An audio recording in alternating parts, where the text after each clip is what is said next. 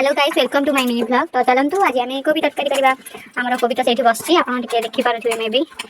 Then आमर ये मसला हरिका सब कटाकटी हो जाए आम अटा भी दला चलती देन देखो आम रोसे प्रोसेस करके देखू। ये कोबीटा चुली रे आमर बसा यहाँ सीझा हो सीझा हो सारापर आम मसला देखिए आपको कसेबा है देख ये कोबी हम कोबी बंधा कोबी भजा को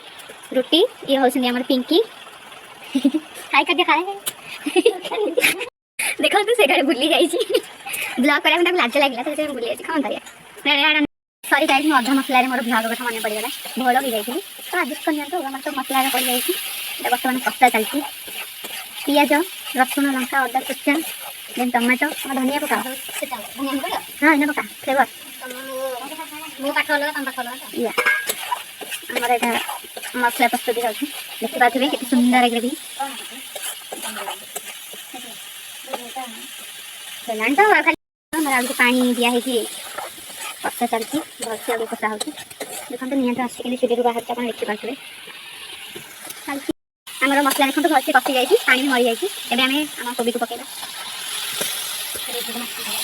बस गोटे माछ मुंडार अभाव छाड़ देखिए आम छाण चल गरम मसला नहीं छाण टे पकेद सब तो अच्छी घर कहीं रखी